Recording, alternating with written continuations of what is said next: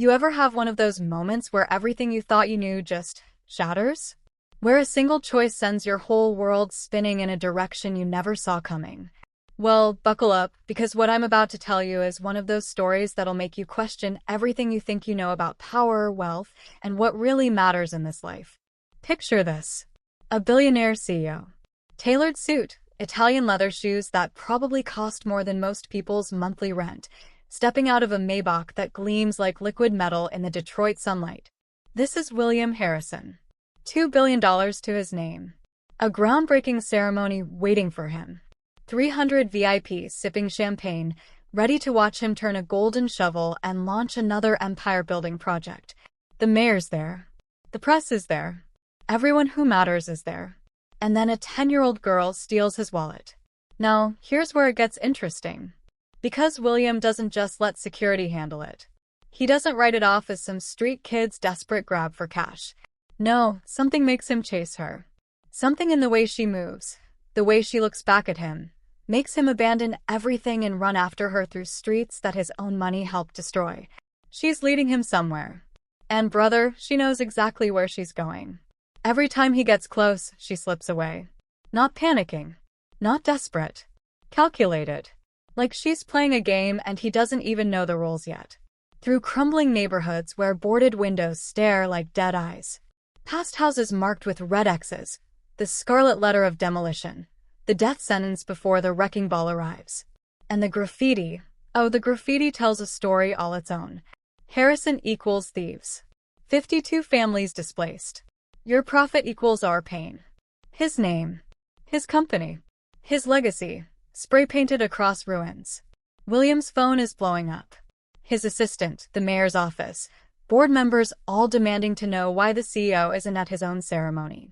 But he keeps running because something about this girl won't let him stop. The gleaming towers of downtown Detroit fade behind him, and suddenly he's in a different city altogether.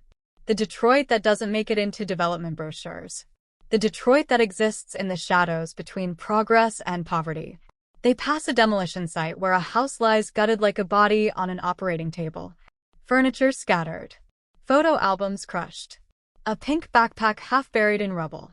And sitting on the curb, an elderly woman clutching a cardboard box to her chest like it's the most precious thing in the world. Inside that box?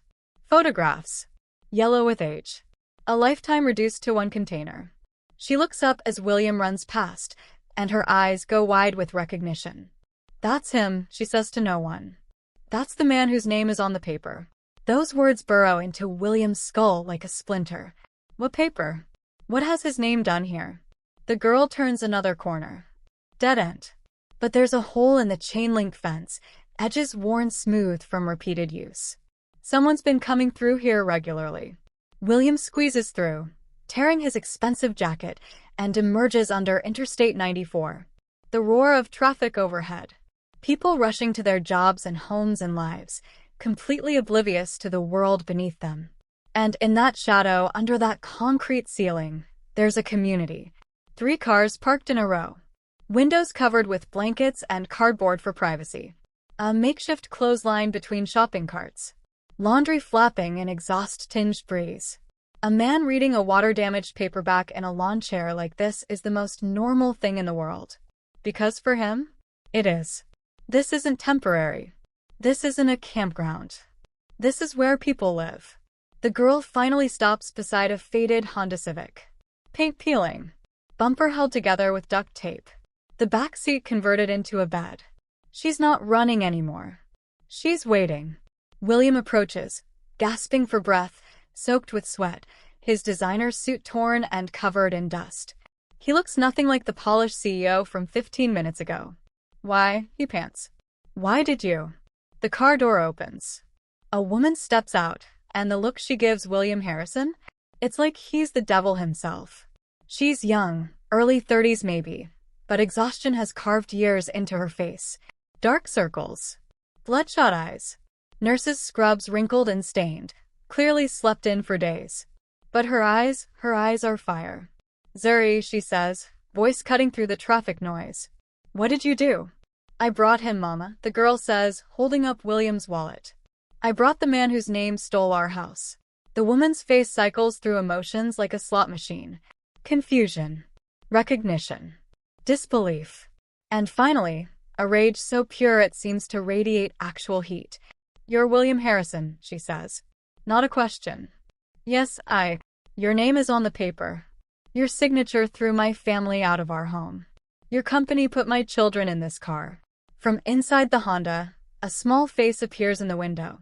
A boy, maybe 4 years old. Thumb in his mouth. Wide, confused eyes. He coughs, this wet rattling sound that speaks of cold nights and inadequate shelter. "That's Isaiah," Zuri says quietly.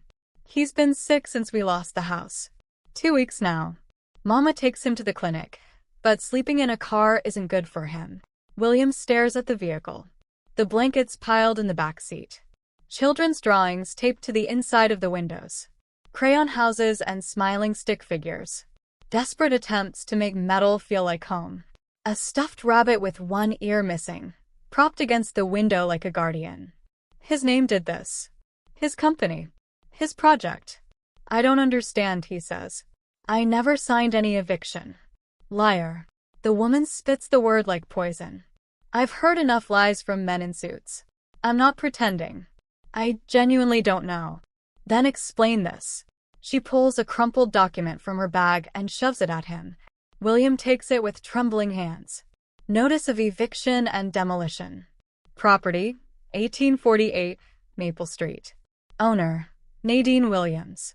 Status, non-compliant with Development Zone Ordinance. Authorized by William Harrison, CEO. His eyes drop to the signature at the bottom. William Harrison. Except, it's not. He's signed his name hundreds of thousands of times over 30 years. He knows his signature like he knows his own heartbeat. The sweep of the W. The angle of the H. The tail of the N in Harrison that always curves down, a habit from law school he never broke. This signature's N? Curves up. "I didn't sign this," he says. Nadine laughs, harsh and broken. "Of course you didn't. The billionaire never knows. The billionaire never signs. The billionaire just collects the money while the rest of us lose everything." "No, look." William points at the signature.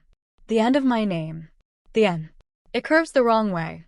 Someone forged this." "Forged? You expect me to believe." "I don't expect anything. I'm telling you what I see." William looks up, meets her eyes. "Someone in my company signed this using my name. Someone is using my signature to evict families. Now, here's where things get real. Who gave you this notice?" William asks. "Who delivered it?" Nadine's jaw tightens. "Your man. Derek Palmer. Community Relations Director. He stood on my mama's porch and counted down the minutes until he could throw us out. Looked at my children like they were trash.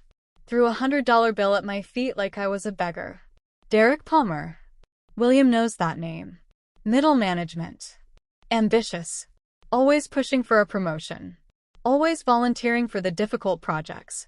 "He said something I'll never forget," Nadine continues. "When I tried to show him our deed, the deed my mother paid off in 1987, he told me to get my black hands off his suit." William feels sick. "He grew up 3 blocks from our house," Nadine says. "Went to school with my brother. Now he acts like he's never seen a black family in his life." Inside the car, Isaiah coughs again. That terrible rattling sound. "Mama," his small voice is muffled by the glass. "When are we going home?" Nadine's composure cracks, just for a moment. "Soon, baby. Soon. You said that yesterday." "I know." William watches this exchange. Mother and son. Homeless and sick. Living in a car under an overpass while his name sits on a billboard 3 miles away. Harrison Heights. Luxury living coming 2024. Luxury living. Built on the graves of homes like theirs. "I need to see the house," William says suddenly. Nadine blinks. "What?" "The house. 1848, Maple Street. I need to see it." "Why?" "So you can admire your handiwork before the bulldozers finish it off tomorrow morning." "No." William's voice is steady despite the chaos inside him. "So I can understand what's really happening." "You're right. This is my company. My name.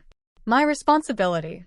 And if someone is using that name to destroy families, I need to see exactly what they've done. Zuri steps forward. The house is scheduled for demolition at 6 a.m. They've already marked it with the red X. Then we have 12 hours. Nadine stares at him for a long moment. The fire in her eyes hasn't dimmed, but something else flickers there now. Something that might be hope, quickly suppressed under layers of disappointment and distrust. Isaiah stays here, she finally says. Mrs. Patterson can watch him. She nods toward another car parked down the row. And I'm coming with you. Mama, Zuri starts. No arguments. Nadine's voice is steel.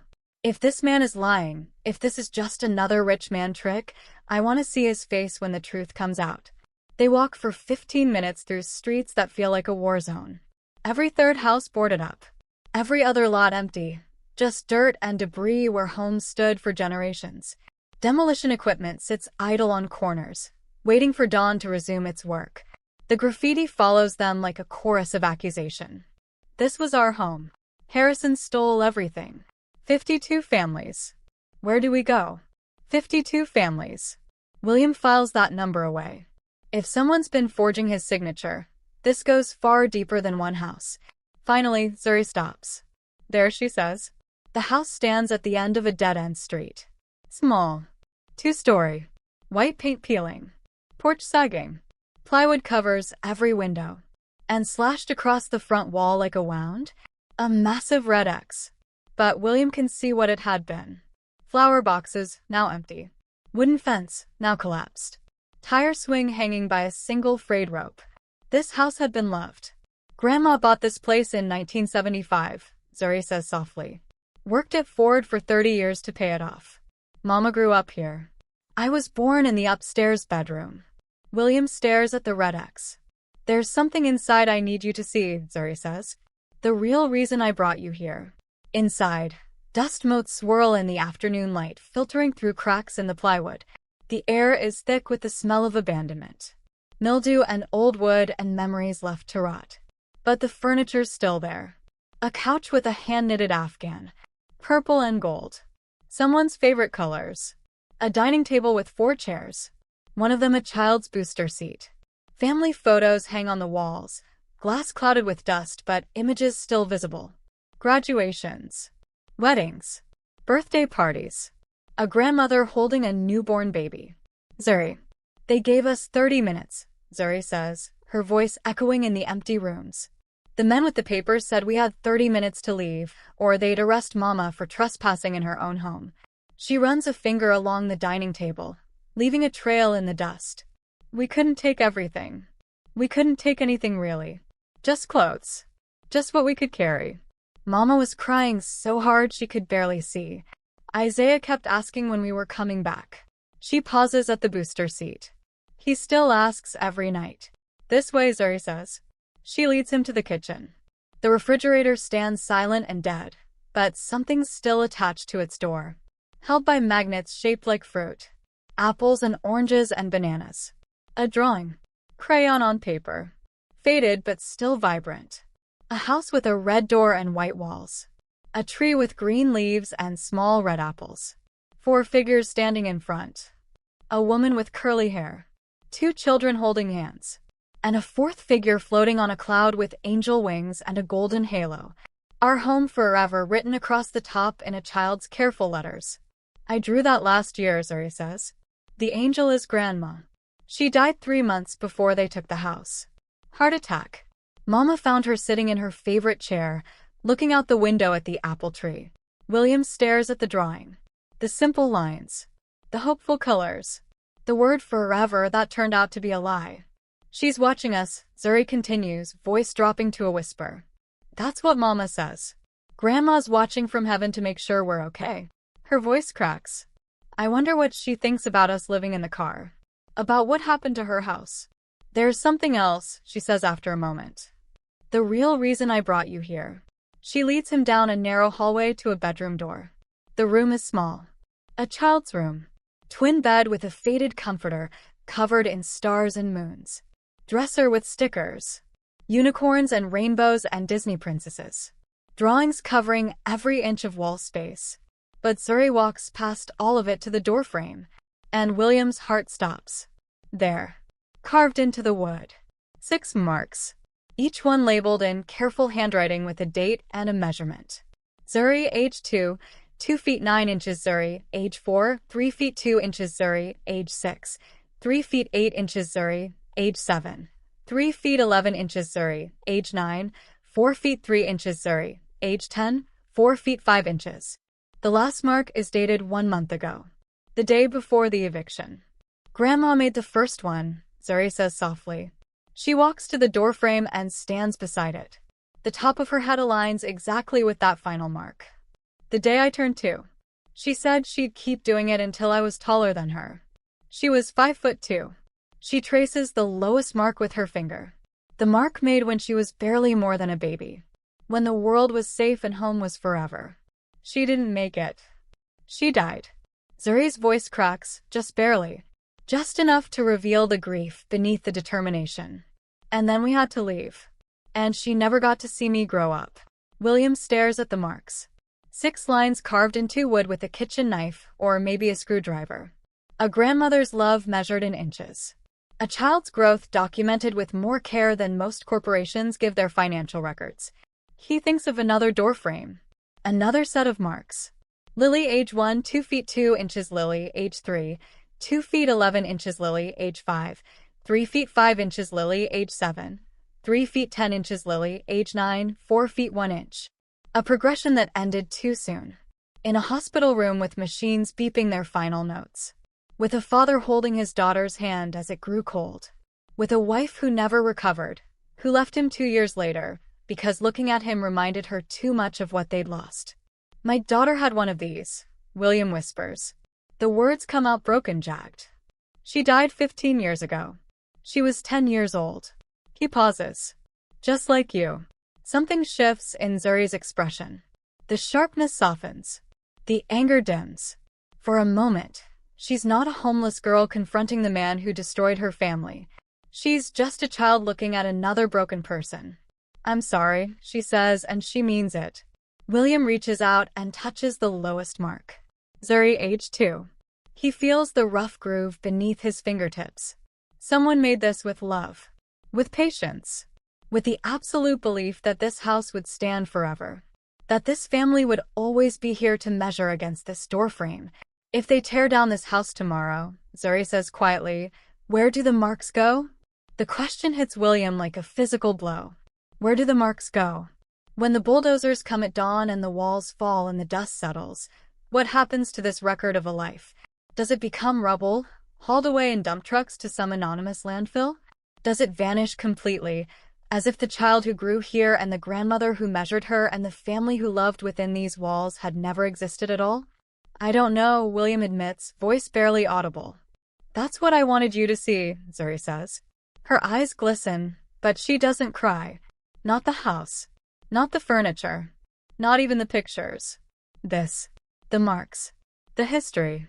The things that can't be replaced by money or new construction or fair compensation. Nadine steps forward from the doorway. My mother made the first mark when Zuri was 2 years old. She said this doorframe was more valuable than the whole house, because the house was just wood and nails. Anyone can build a house. She places her palm against the frame, covering the lowest marks. But this was our story. William looks at the eviction notice still clutched in his hand. At the signature that isn't his. At the name that's been turned into a weapon against this family. Someone forged this, he says again. Someone inside my company used my name to destroy your home. Does it matter? Nadine's voice is hollow. Your name. Your company. Your responsibility. That's what you said. Yes. And I meant it. William meets her eyes. Which is why I'm going to stop it. Tonight. He pulls out his phone. Diana, I need you to pull every eviction document with my signature from the past 2 years. Every single one. And cross-reference them with Derek Palmer's activity logs. Will, where are you? The groundbreaking. Forget the groundbreaking. Someone's been forging my signature. I'm standing in one of the houses they destroyed. He looks at the doorframe. At the marks. It's scheduled for demolition at 6 a.m. We have less than 12 hours. Listen, what happens next is going to blow your mind. Diana's email arrives at 9:49 p.m. William sits on the sagging porch, phone in hand, the glow of the screen illuminating his face in the darkness. Nadine sits nearby, wrapped in a blanket from the car. Inside, Zuri's fallen asleep on the couch where she used to watch cartoons with her grandmother. The files load slowly, but when they do, the truth assembles itself with devastating clarity.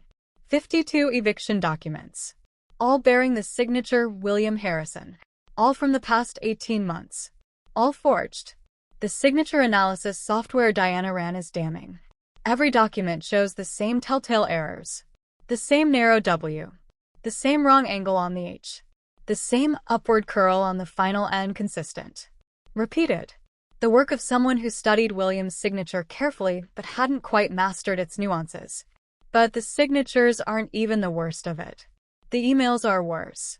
Internal correspondence from Derek Palmer to the legal department, spanning 16 months. Mr. Harrison has verbally approved the Oak Street relocations. I'll handle the documentation. Phone confirmation received from Mr. Harrison's office regarding Maple Street properties. Paperwork to follow. Per my conversation with Mr. Harrison, we are proceeding with the Jefferson Avenue acquisitions. William checks his phone logs against each date. Nothing. No calls to Derek Palmer. No calls to anyone in the Detroit office. On several of those dates, William had been in Singapore, London, Dubai. Board meetings and investor presentations on the other side of the world while Derek Palmer was forging his signature back home. And then the final piece. The motive. A compensation structure document buried in the HR files. Community Relations Bonus Program. Director Derek Palmer. Bonus per successful relocation. $500. 52 families. $26,000. But money wasn't Derek's only motivation. A memo from HR dated 3 months ago, Derek Palmer is being considered for promotion to VP of Development. His exceptional management of the Harrison Heights Community Relations program demonstrates leadership capabilities and results-driven performance. He did it for money, for status, for a corner office and a title and the chance to become the kind of man who never had to remember where he came from. And 52 families paid the price. Well, Nadine's voice cuts through the darkness. William turns to her. In the dim light, he can see the tension in her shoulders. The fear she's trying to hide. 52 families, he says. All forged signatures. All fake approvals. One man behind everything. Derek Palmer. Derek Palmer. Nadine's jaw tightens. He grew up here. 3 blocks away. His mother still lives on Baker Street. We used to be friends, his family and mine. We went to the same church. Her voice hardens. And he did this to us. To all of us. $400 or $500 apiece. The worst betrayals come from people who know exactly what they're destroying, William says quietly. He dials Diana. I've seen everything. I need an emergency injunction to halt all demolitions in the Harrison Heights project. Filed tonight. Effective before 6 a.m. Tonight? Will, the courts are closed. Then find a judge at home. Wake one up. Drive to their house if you have to. He looks at the house. The boarded windows. The red X. The doorframe inside with its precious marks.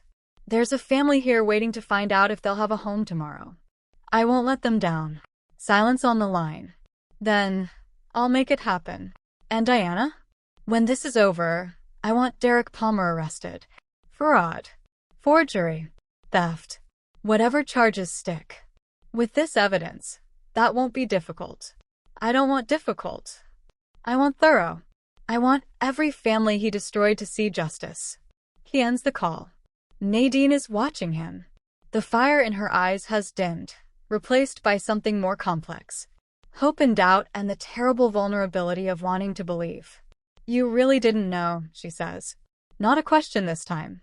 I really didn't know. But I know now. He stands up, looks at the house. And I'm not going to let that doorframe become rubble. 5:43 a.m. The bulldozer appears at the end of Maple Street. Yellow paint catching the gray pre-dawn light. Engine rumbling like distant thunder. Treads grinding against asphalt as it crawls forward, crushing debris beneath its weight. Zuri stands in front of her grandmother's house. Feet planted. Small fists clenched at her sides. She's been awake for an hour, watching the street, waiting for the monsters to arrive. They're coming, she says. Nadine stands beside her, holding Isaiah on her hip.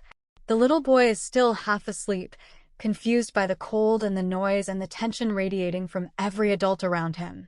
Mama. His voice is small, scared. They going to break Grandma's house? Not if we can stop them, baby. William paces at the curb, phone pressed to his ear. Diana, tell me you have it. The judge signed 15 minutes ago. I'm on my way now. How far? 8 minutes. Maybe 10 with traffic. William watches the bulldozer. 6 minutes away. Maybe 7. The gap between salvation and destruction measured in heartbeats. You need to drive faster. 5:51 a.m.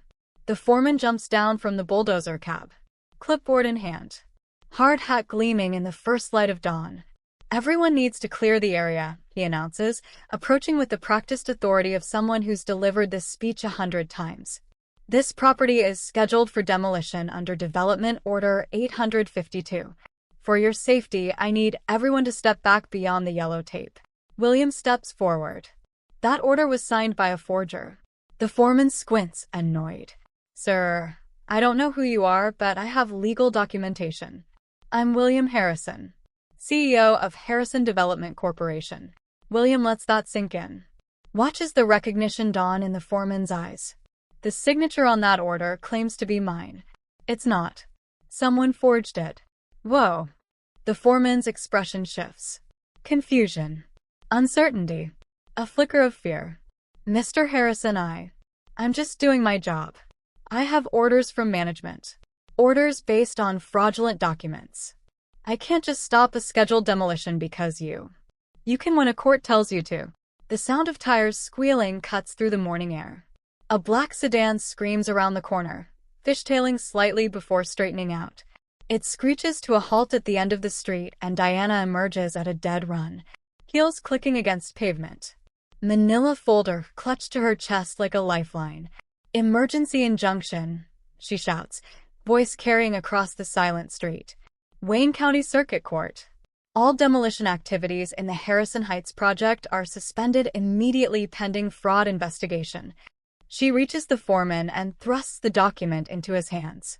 He reads it again. His face goes pale.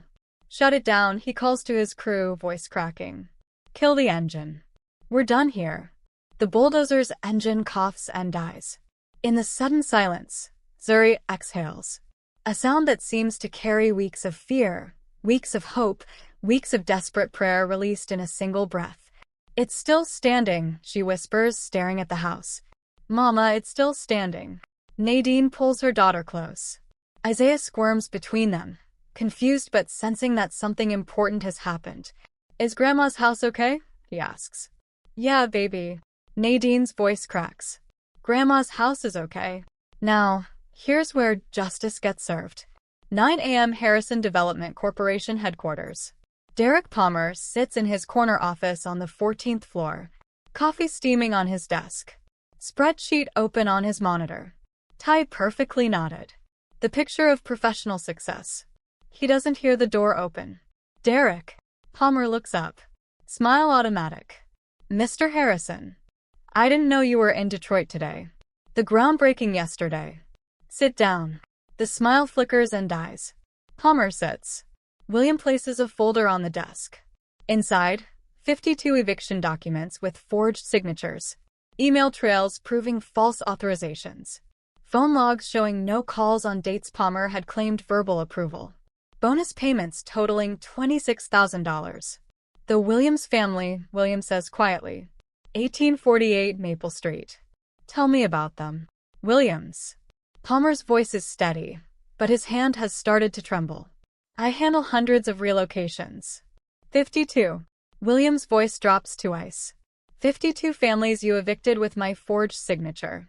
52 lies you told. 52 homes you destroyed. He leans forward. $400 $500 each. The color drains from Palmer's face. Then, remarkably, it hardens. You don't understand. I was helping the project. You were helping yourself.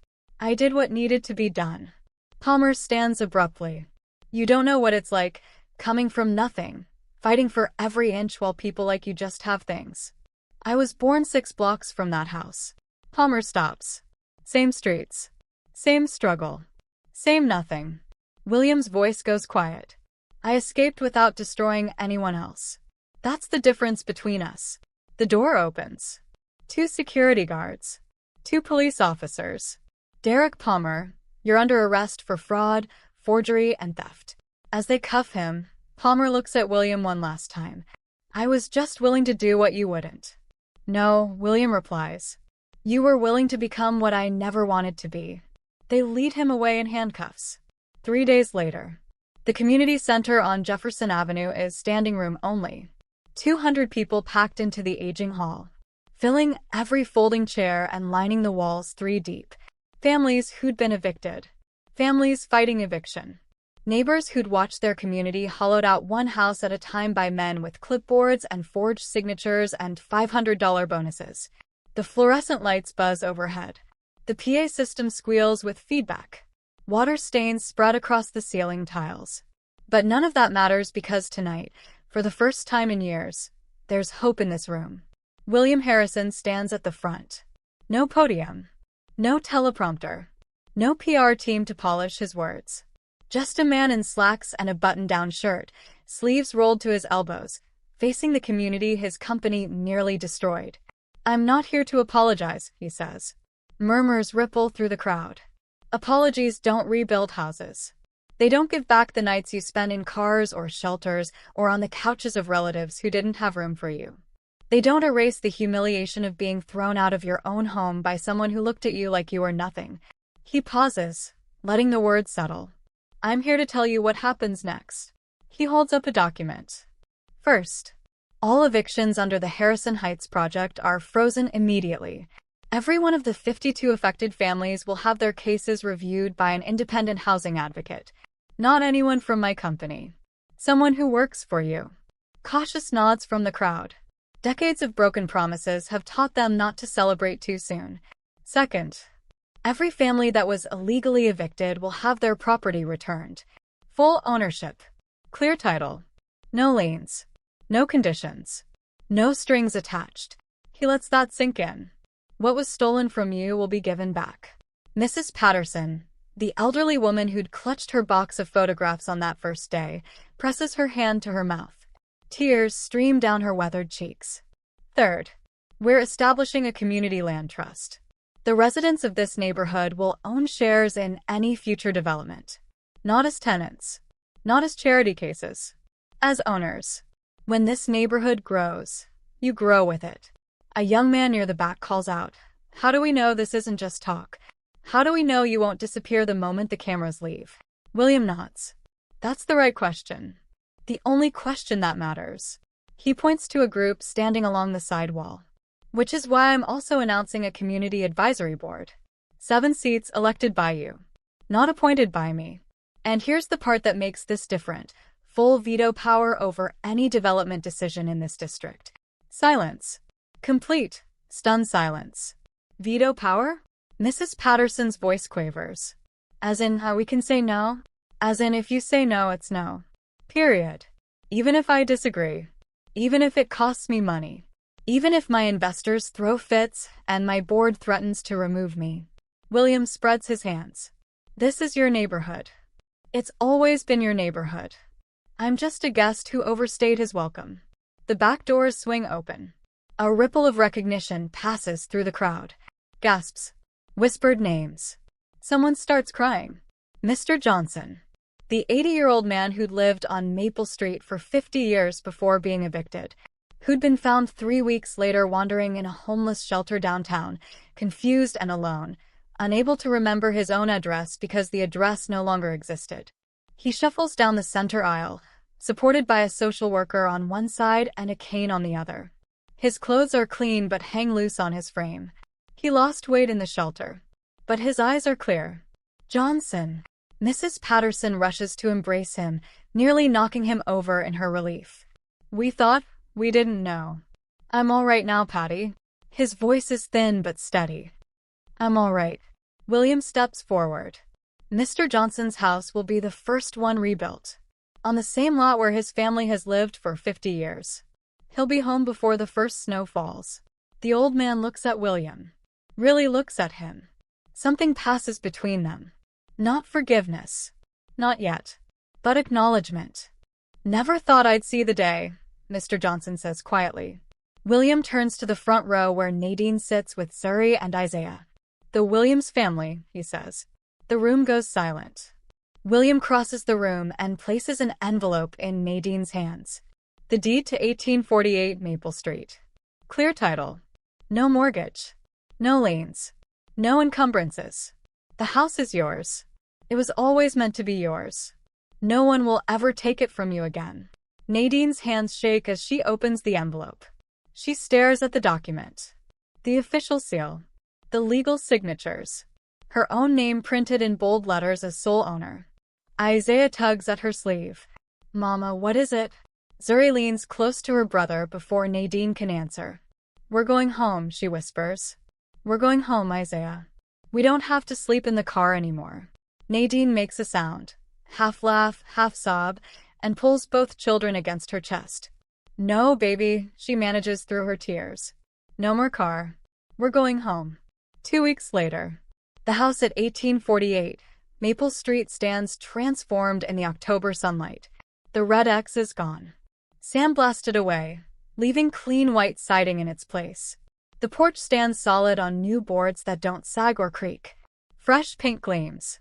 The windows sparkle with new glass. Chrysanthemums bloom along the front walk. Orange and yellow bursts against the autumn air. But when William knocks on the door, he notices immediately what hasn't changed. The door frame. Through the screen, he can see it. The mark's still there. 6 lines carved into wood. Preserved exactly as they had been. Untouched. Sacred. Nadine opens the door, and for the first time since William met her, she smiles. You kept it, he says. You asked us to. She steps aside to let him in. You told the contractors it was more important than the whole house. They thought you were crazy. Maybe I was. Maybe I am. The house smells like cinnamon and apples. Pie baking in the oven. Isaiah sits on the couch watching cartoons, healthy and happy, his rattling cough completely gone. His one-eared rabbit sits beside him like an old friend. Zuri appears from the kitchen, flour dusting her apron and her cheeks. Mr. Harrison, she says formally. Zuri. She holds out her hands. A drawing. William takes it carefully, handling it like it's made of spun glass. The same house as before. Red door. White walls. Apple tree in the yard. The same 4 figures. Mother with curly hair. 2 children holding hands. Grandmother floating on a cloud with angel wings and a golden halo. But there's a 5th figure now. A man in a dark jacket standing near the apple tree. Slightly apart from the family, but clearly part of the picture. Part of the story. Is that me? William's voice catches in his throat. Zuri nods solemnly. You helped save the house, so now you're part of it. William stares at the drawing. The crayon strokes. The careful coloring. The word forever, that finally means something. When Lily was alive, she used to make drawings like this. Would press them into his hands after every business trip, demanding that he hang them in his office. He had dozens of them stored in a box. Too painful to display. Impossible to throw away. He hadn't looked at them in 15 years. Thank you, he manages. I'll treasure this more than you know. Come see something, Nadine says. They walk down the hallway, past rooms that smell like fresh paint and home and second chances. The doorframe stands exactly as before. 6 marks. Each one a year of growth. Each one carved with love. But there's a 7th mark now. Fresh. The wood still pale where the blade had cut. Zuri, age 10. Mama made it last week, Zuri says proudly. First one since we came back. William crouches to examine the new mark. You grew. Half an inch, even when everything was falling apart. Mama says I'm going to be tall like my dad. They walk to the front yard where the apple tree stands in the corner. Still scraggly. Still fighting for survival. But with green leaves on its branches and small fruit beginning to form. Grandma planted that when I was born, Zuri says. She said apple trees take 7 years to really produce fruit. It's been 5. William studies the tiny apples. Think it'll ever grow real ones? Big ones. Maybe. In 2 more years, when I'm 12. I'll come back and check. Zuri extends her hand. Small, calloused from 2 weeks of hard living. But strong. Stronger than he would have believed possible. Promise, she asks. William shakes it firmly. Promise. As he walks to his car, Nadine calls out. Mr. Harrison. He turns. Thank you, she says. Not for the house. For following. When she stole your wallet, you could have let security handle it. You could have written it off. But you followed. William looks at the fresh paint. The new flowers. The doorframe that had been preserved because someone finally understood what it meant. Thanks, Zuri, he says. She's the one who made me follow. She's the one who knew exactly what I needed to see. He climbs into his car, a company sedan now, not the Maybach, and places Zuri's drawing carefully on the passenger seat. As he drives away, Zuri waves from the window. He waves back. 1 year later. The sign at the neighborhood entrance no longer reads, Harrison Heights. Grandma's Garden, a community land trust. EST 2024. The name had been Zuri's idea. The Community Advisory Board, now chaired by Mrs. Patterson, who discovered a gift for leadership she never knew she had, voted unanimously to adopt it. Old houses stand beside new ones. Restored rather than replaced. Trees that had survived decades still line the streets, their roots protected by ordinances the board wrote themselves. Children play on sidewalks that have been repaired, not torn up. Neighbors sit on porches and wave to each other again. And in the community center, a wall has been transformed. The wall of doors. 52 photographs of door frames, each showing height marks from the houses that had been saved.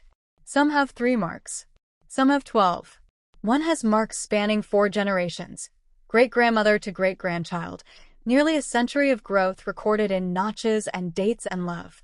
Zuri leads tours every Saturday morning. Every mark is someone who got to stay, she tells the school groups who come from all over the city. Every line is a family that didn't get erased. In the center of the wall, in a simple black frame, hangs her original drawing. The house. The tree. The 5 figures.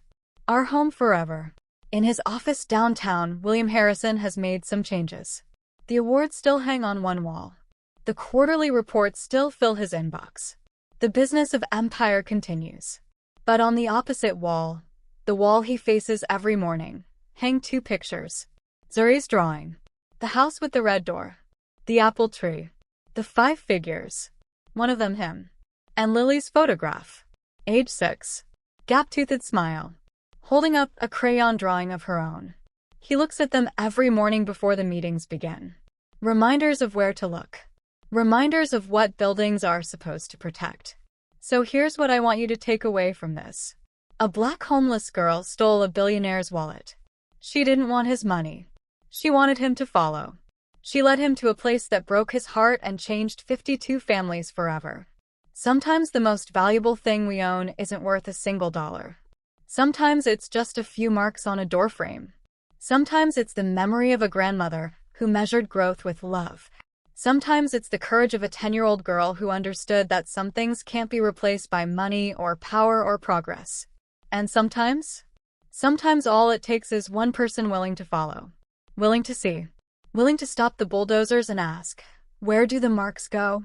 If this story moved you, if it made you think about what really matters, if it reminded you that behind every statistic is a family, behind every development is a home, behind every signature is responsibility, then hit that like button. Subscribe to this channel. Because these are the stories that need to be told. These are the truths that need to be heard. And maybe, just maybe, there's a doorframe somewhere in your life that's worth fighting for. Until next time, keep your eyes open. Keep your heart soft. And never stop following the truth, no matter where it leads.